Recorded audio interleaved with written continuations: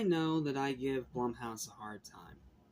And more often than not, they actually deserve it, because most of the time they make rushed, shoveled out horror crap piles for the sake of money.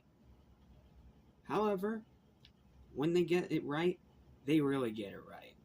And when they make good movies, they are really good movies. And this review is definitely far later than it should have been, and I apologize for that. But again, October has just been driving me, for lack of a better term, absolutely batty, because of so much stuff scheduled, and also a bunch of, real life stuff scheduled, and, Halloween and October season, and it's just been an absolute struggle, to say the least, to stay on schedule for anything. So, now that I'm actually all caught up with the Universal Monster stuff, now we can take another temporary dive back into modern horror, into current horror, with, in my opinion, one of the best movies that Blumhouse has ever put their name on. No, that is not hyperbole. I know that there are some people that think this movie's kind of just okay, but me, no, this movie really worked for me, and the more I watch it, the more I love it. And before you ask, no, I haven't seen the sequel yet, but once I see it, I will review it.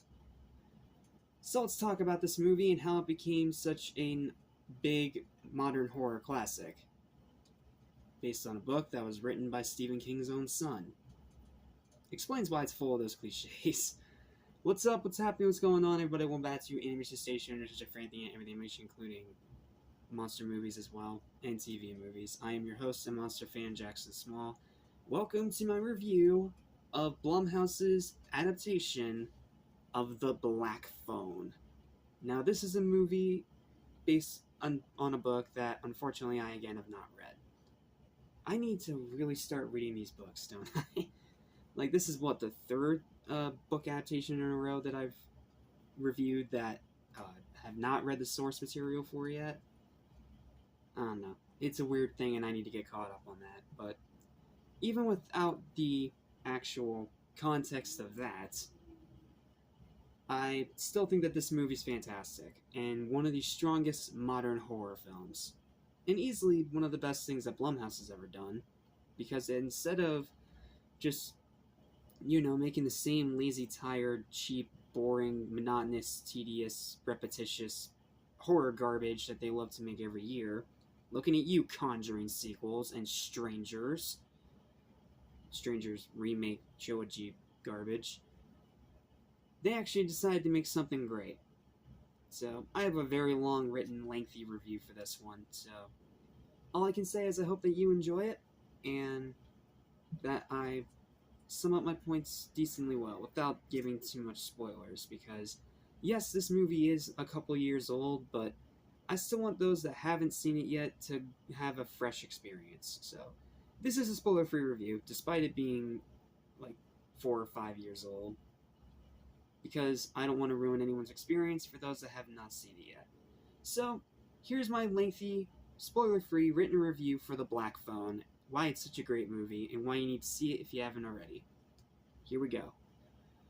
I know that I've given Blumhouse a lot of crap over the years, but with the amounts of low-effort, cash-grabbing trash piles they shovel out all the time, they kind of deserve the bile thrown their way more often than not. Especially when they nuke their own franchises into oblivion with atrocious sequels that destroy the IP before it can ever realize its full potential. Megan, 210. Sorry, I don't know how that got in there. However, every once in a blue moon, they do manage to turn in some genuine quality horror movies that could end up among the highlights of the year.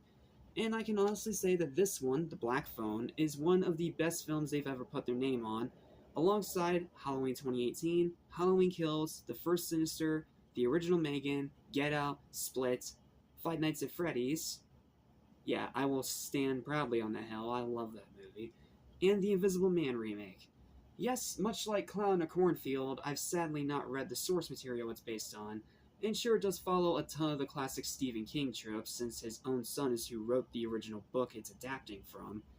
But, in my opinion, it is easily forgiven, thanks to stellar directing from Scott Derrickson, the director of the original Sinister, and Doctor Strange, excellent storytelling about defending oneself and survival through insurmountable trials.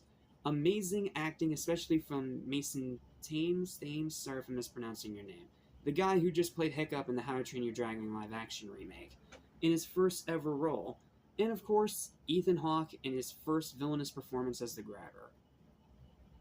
Like, Ethan Hawke is usually the guy that wants to play the hero character, but for this one, he decided to take a swing because, in his own words, he's far enough along in his career that he is able to get more experimental and do other things, while with it still having his notoriety. And his performance as the Grabber is amazing. Like, no offense to James McAvoy in Split, that's a great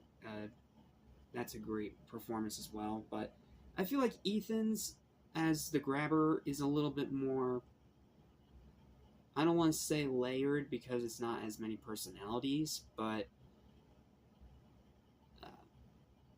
engaging and chilling in a very unique way. And the Grabber himself is a pretty scary villain with a mask that has now become iconic, and no wonder it's iconic, because the mask was designed by Tom fucking Savini, the same guy who designed Jason. Genuinely great scares and tension. This is one of those movies where having jump scares actually helps it rather than hurts it. And the tension that is there all throughout the movie, it is great. It does a great job building on the tension and having scenes that build off the tension, whether it be leading into a scare or leading into an escape attempt by this main character. Meticulous slow burn pacing. It's not a long movie, but it feels longer than it is because it does take its time. Phenomenal cinematography that captures its 70 time period incredibly well. Like, this movie, they went the extra mile to make the cinematography and make it look and feel exactly like it takes place in the 1970s. Like, the cinematographer himself did extensive research to actually be accurate to that time period, and it shows on screen, and it's fantastic. Seriously, one of the best parts of this movie is its cinematography. Some of the most effective off-screen deaths in recent memory. Usually, I give movies a lot of shit for not showing any carnage, but here it does a good job actually utilizing its off-screen deaths to surprise and shock the audience. Or at least I think so. I know that there's some people that don't feel that way. Very high rewatchability, an absolutely outstanding finale, and an unrelenting tone of dread. Overall, I love this movie almost as much as I love the original Sinister, and it's one of the biggest reasons why, despite numerous disappointments, I still give Blumhouse a fair chance every year. Because if it means that we keep getting modern classics like this, I will willingly keep answering that afterlife phone call. Highly recommend this one, and I hope to see the sequel sometime soon. Yeah, I sadly have not still been able to see it yet, but trust me when I say, once I see it, I will review it, and I'm super excited to see it. I don't think it's going to be as great as this movie, because this is another one of those lightning in a bottle situations, but, I mean, Bad Guys 2 managed to be better than the original, which I already adored, so what do I know? Surprises are always present regardless of the time of year. So, in conclusion, this movie's fantastic, and while it's not my favorite Blumhouse movie, it's definitely up there. It's a great watch, it's a great horror film, and I'm pretty sure it's a great adaptation of the book. Again, I haven't read the book, so I can't say for sure, but I'm pretty sure if it's anything like this, then it's no wonder why it thought it was good enough to get an adaptation. Final verdict for The Black Phone is a high and well-deserved 9 out of 10. This movie kicks ass. Absolutely check it out if you haven't seen it yet. It is a great watch for spooky season. And again, I really hope to see the sequel sooner rather than later. Well, that's it. That is all I've got for my review of The Black Phone. Thank you guys so much for watching. Please don't forget to like, share, and subscribe for more videos like this almost every single day. Feel free to hit the hype button if you so desire to get this higher up in the algorithm. And until our next review, I'm Jack Small. Hope you're having a fantastic, spooktacular Halloween season, and I'll see you in the next review. Take care.